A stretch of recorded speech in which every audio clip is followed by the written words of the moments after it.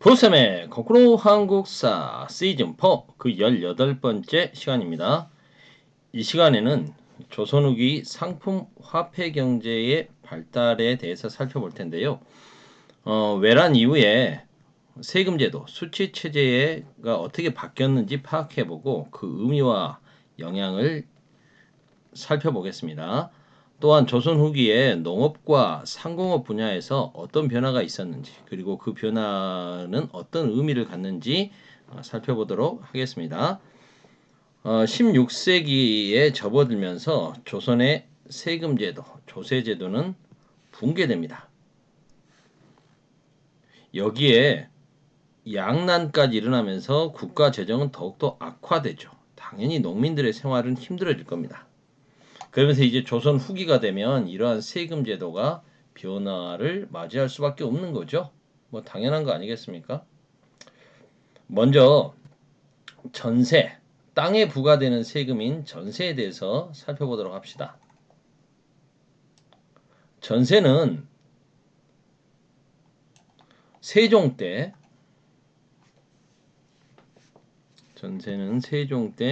이걸 좀 바꿔보고 공법이라고 하는 게 완성이 되죠. 세금 내는 방법, 공법.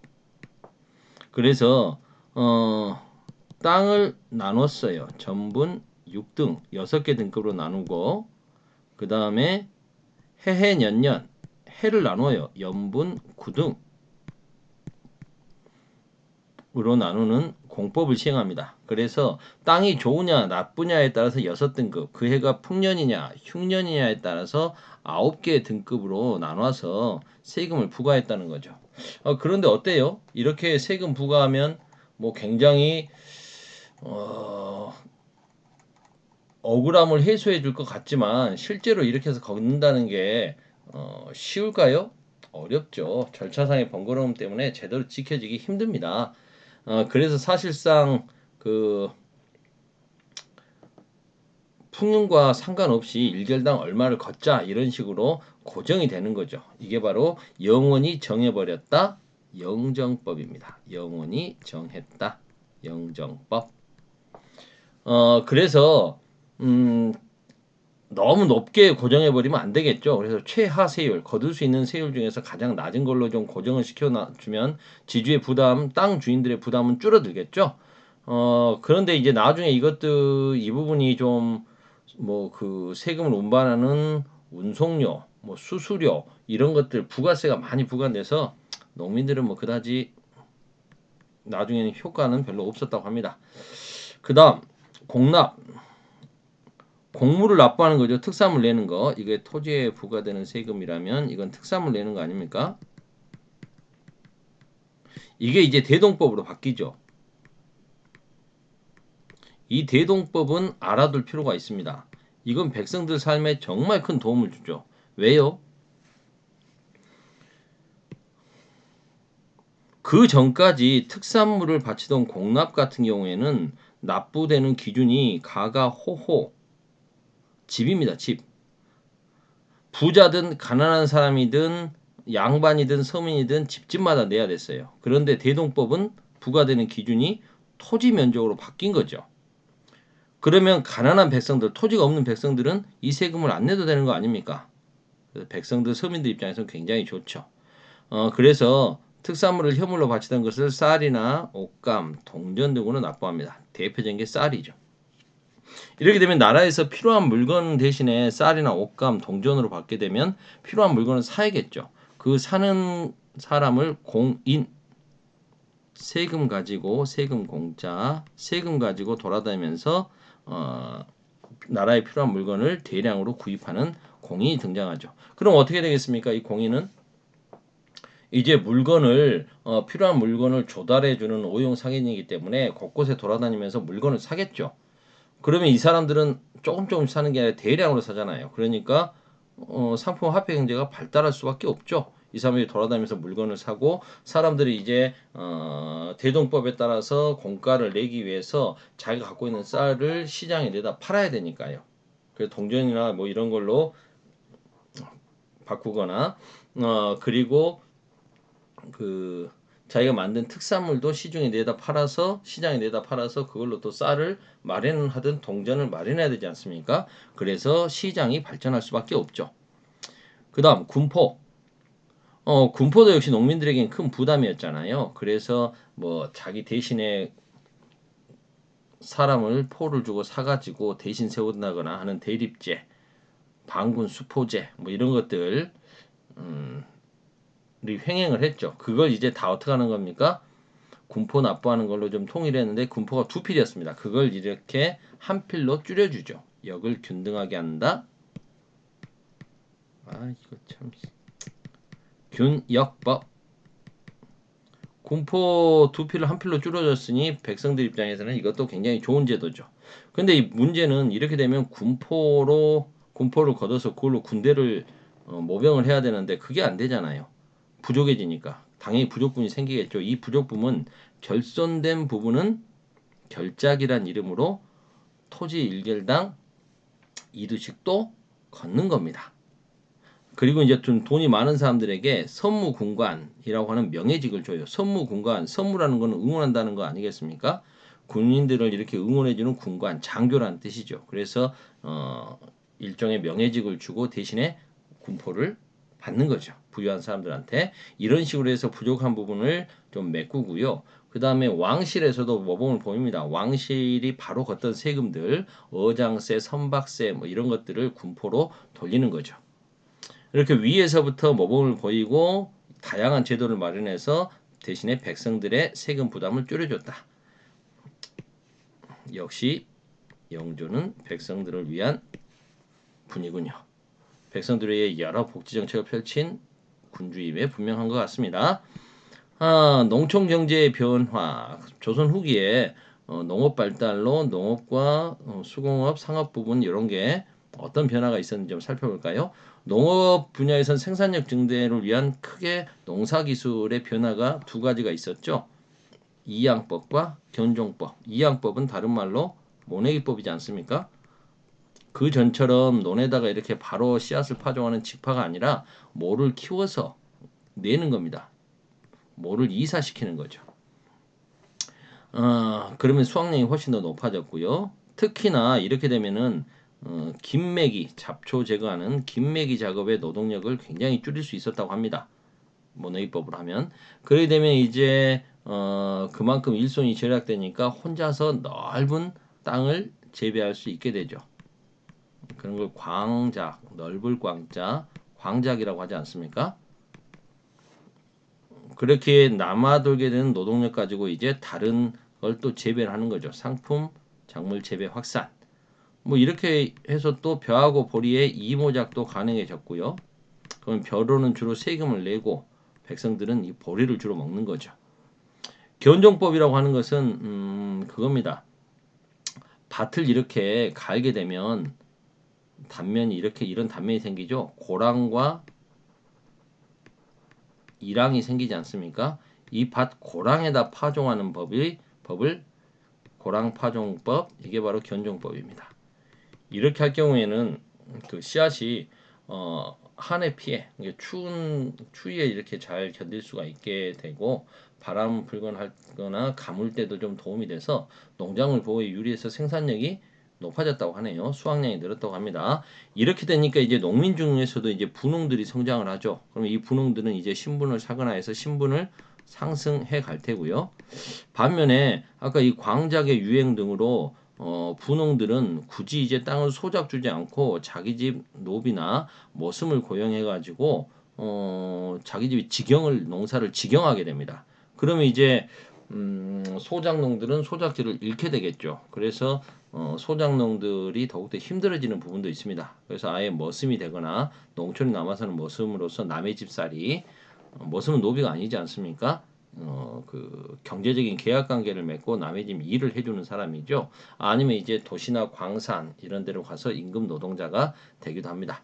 수공업, 관영 수공업은 쇠퇴하고요. 민간 수공업은 발달하게 됩니다.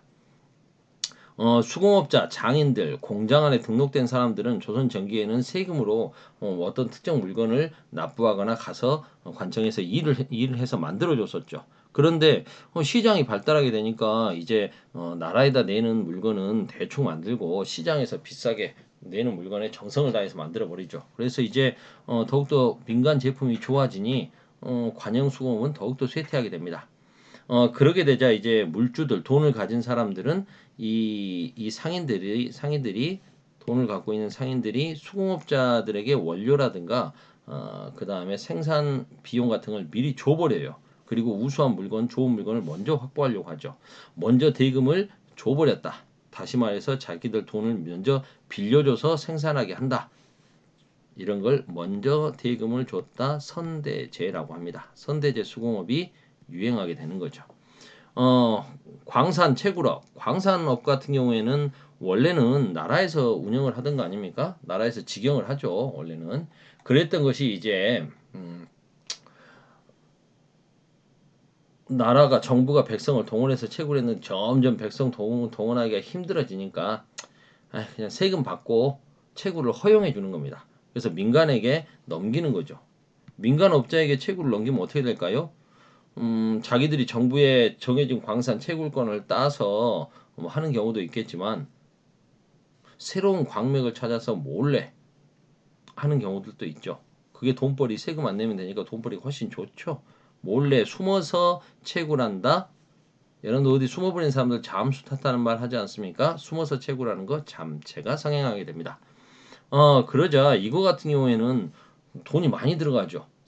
여기에 광맥이 있는지 없는지 금광인지 은광인지 나올지 어쩔지 모를 때 일단 파봐야 되지 않습니까? 자기들 또 모험해서 투자를 하는 거니까. 그리고 여기 와서 일하는 사람들은 당일치기로 돈을 받지 않으면은 가서 일 안 하거든요. 막장 굉장히 목숨 걸고 하는 건데 위험수당도 큰데 월급까지 제대로 못 받는다면 안 되죠. 광맥이 터지면 줄게, 금이 나오면 줄게. 누가 가서 일하겠습니까? 매일매일 돈을 받아야 되는 상황이어서 이럴 때는 물주가 튼튼한 사람이 있어야 됩니다. 그런 사람들이 이제 돈을 대고 상인들이 자본 물주로서 돈을 대면 전문 경영인 광산만 전문적으로 해보는 아는 사람에게 맡겨야 되는 거죠. 이런 사람들은 떡대가 좋아야 돼요. 그래서 이런 사람들을 뭐라 한다? 덕대라고 합니다. 이 전문 광산 경영인 덕대가 혈주, 구멍혈, 주인주, 혈주라고 그래서 그 굴, 광산 캐는 이렇게 채광 굴이 있지 않겠습니까? 그 굴마다 담당자들을 고용해가지고 채굴업에 종사하는 거죠. 그리고 이제 그걸 분리하는 사람, 이제 뭐 캐내는 사람이 있은가 하면 그 선별하는 사람들까지 다 좀 분업화되어 있었던 거죠. 이렇게 광업 이런 식으로 발전해 간다. 그 다음 공인과 사상의 발달. 공인은 아까 나왔습니다. 왜 등장을 했죠? 바로 대동법 때문에 등장을 했던 거 아닙니까? 대동법 때문에 여기 공인이 등장을 했었죠. 공인. 그래서 공인과 사상의 성장, 공인 같은 경우에 대동법 실시로 등장을 했고 국가 단위로 물품을 조달하는 과정에서 생각해 보십시오. 물건을 대량으로 사게 되니까 아무래도 할인이 들어가죠. 나라에다는 1,000만 원 받아가지고 1,000만 원어치 물건 사서 바치면 되는데 거기다 이제 자신의 그 수수료를 받는 건데 상인이 1,000만 원어치 물건 사간다고 하니까 10% 할인해줘서 900만 원에 파네? 그럼 정부에다는 그냥 1,000만 원 썼다고 하고 나머지 100만 원 자기가 이렇게 수수료로 더 먹는 거 아니겠습니까? 이런 과정에서 자본을 축적하게 되는 거죠. 그리고 이 사람들이 대량으로 물건을 구매하려고 하니까 물건을 대량으로 만들어야겠죠. 수공업 생산도 촉진되고요. 시장에 돌아다니면서 물건을 사니 시장, 장시 활성화에도 기여합니다. 그래서 일부는 그 독점적인 상인, 도고 상인으로 성장하기도 하죠. 서울 도성 안에서는 이 나라에다 물건을 바치는 시전 상인들이 있습니다.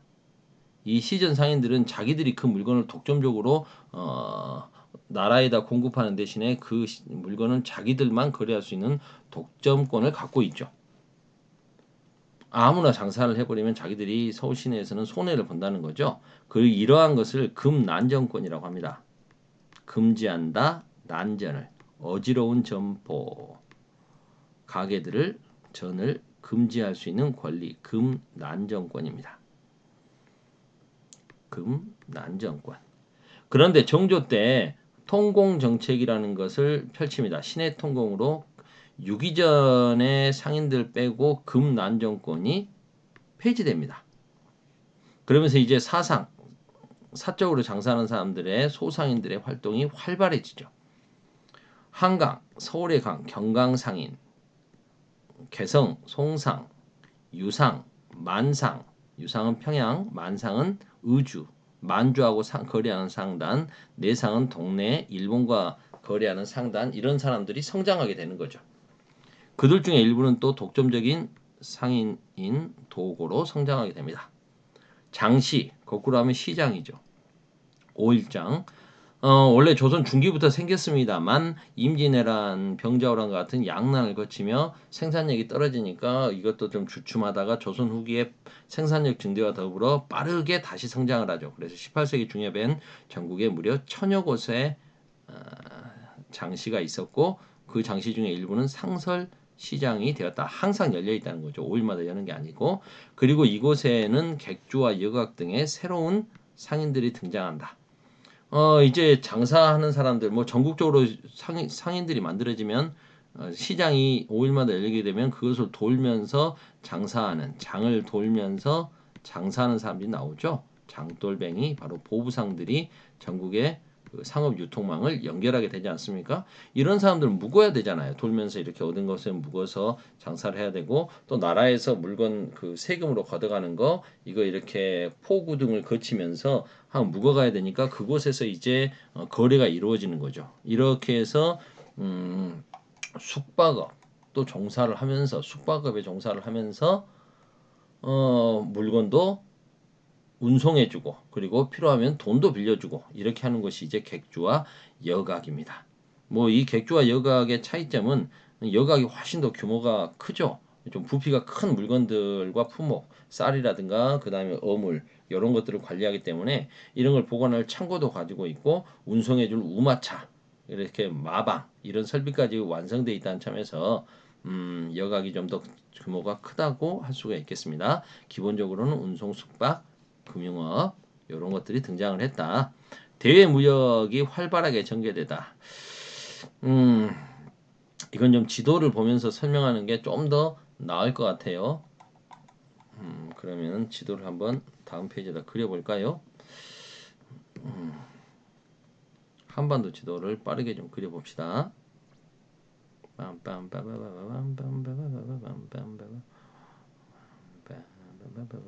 대충 그리자. 시간이 없다.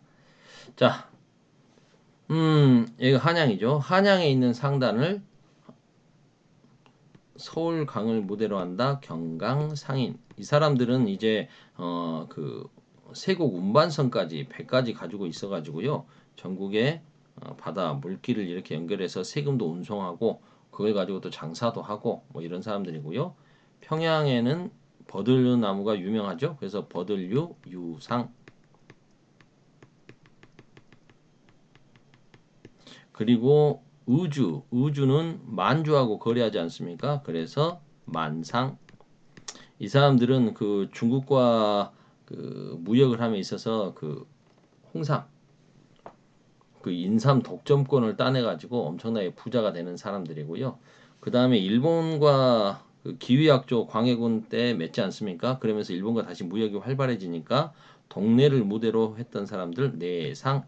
이 사람들은 주로 일본과 무역, 특히 일본의 그 은이 이제 국제적으로 교역이 되면서 이것도 굉장히 발전하게 되죠. 여기는 의주, 여기는 주로 중국 청나라하고 거래하는 거고. 근데 그러면 조선이라고 하는 나라가 중국과 일본 사이에서 중개 무역을 하게 되면 중국과 거래하는 만상이 있고 일본과 거래하는 내상이 있다면 그 중간쯤에 하나 이들을 또 중개해 주는 게 있어야겠죠. 바로 개성상인들이죠. 개성의 옛날 지명이 송화가 아닙니까? 송상. 이들은 그래서 만상과 내상을 가운데서 중개해주는 중개무역으로 또 돈을 버는 거죠. 이렇게 돼 있습니다. 그래서 중국의 비단, 조선의 인삼, 일본의 은 등이 이렇게 동아시아에서 서로 간에 교역이 되면서 활발하게 유통이 되는 거죠. 그 다음에 이렇게 장사하는 그 시장, 대외 무역에는 개시가 있고 후시가 있습니다. 개시는 오픈 마켓이란 뜻이겠죠. 이건 공적인 무역입니다. 공무역, 국가와 국가 간의 공무역이고요. 그 다음에 후시, 뒤후지만 이건 예, 사적으로 하는 거죠. 시장이 닫히고 나서 다시 자기들끼리 거래하는 거, 공적이지 않은 거 사무역이라고 합니다. 유명했던 게시와 후시로 유명했던 장소가 우주가 있고요. 우주는 당연히 중국과 거래하는 가장 큰 곳이니까 여기에 중강 게시, 중강 후시 이런 게 있었고요. 그 다음에 이제 사신들이 중국으로 가지 않습니까? 우리나라 사람들이 이제 인삼 가득 가지고 간다라고 하면 중국 사람들이 몰려드는 곳이 있죠. 바로 여기가 책문입니다. 이 책문이라고 하는 곳에서 후시가 또 열렸고요. 그 다음에 여진족과 거래했던 곳에는 나중에 이제 뭐 만주족이라고 해야겠죠. 회령이라든가 경원 이런 곳에서도 게시가 열렸고요. 그 다음에 동네에는 뭐가 있습니까? 외관이 있죠. 그래서 외관에서 외관 게시, 외관 후시 이런 것들이 있었다. 여기는 회령, 여기는 경원. 교과서에도 요건 아마 그림이 아마 있습니다. 있을 겁니다가 아니라 있으니까요. 확인해 보시기 바랍니다. 다시 본문으로 가서 빨리 좀 마무리 지어야겠네요. 시간이 20분이 넘어버렸네. 이건 답만 확인하고 그러면 넘어갈게요. 청나라와 중국과 외국과 사이에서 게시와 후시가 있었다. 청나라에는 의주의 중강 게시, 그 다음에 중국의 책문에서의 후시, 뭐 게시도 있고 후시도 있습니다. 그 다음에 후시는 주로 의주의 만상들이 많이 했다 그 이야기고요. 일본과는 외관을 중심으로 이루어졌고 동네의 내상들이 사적으로 무역했던 건 후시다. 화폐 뭐 이렇게 무역이 활발해지고 상품 화폐 경제가 발달하면 당연히 돌고 돌아서 돈이 돌게 되는 거죠. 거래를 위해서 돈이 돕니다. 상평통보와 같은 것들이 만들어지죠. 그리고 신용화폐인 어음 언제까지 뭐 돈 갚겠습니다. 그다음 환 이건 바로 바꿀 환 동전으로 돈으로 바로 바꿀 수 있습니다. 이런 거겠죠. 이런 신용화폐들을 많이 사용하게 되고요. 그다음에 사람들이 이제 화폐의 가치를 알게 되니까 이걸 재산 뭐 돈의 화폐에 여러 가지 기능이 있지 않습니까? 유통수단으로서의 기능이 있는가 하면 그 자체를 갖고 있는 것도 자기 재산이 되니까 재산 축적 수단으로 삼습니다. 근데 그때 당시에는 은행이 없으니까 다 자기 집 항아리 속이나 어디 위에다 숨겨놓거나 자기 집에서 갖고 있죠. 이러니까 돈을 생산을 많이 하는데 돈이 없어요. 그래서 시중에 돈이 돌지 않는다. 이런 현상을 전황이라고 하죠. 돈이 황폐해졌다. 뭐 이런 거 아니겠습니까?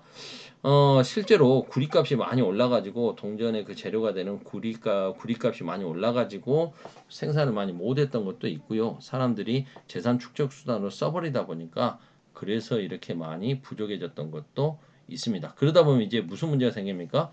몰래 화폐를 주조하는 가짜 돈이죠. 이런 것들도 문제가 되기도 하죠. 뭐 이런 문제들이 있었습니다. 더 이야기를 해볼 게 있나? 그러면 20분 훨씬 넘어버렸네. 오늘은 여기까지 하겠습니다.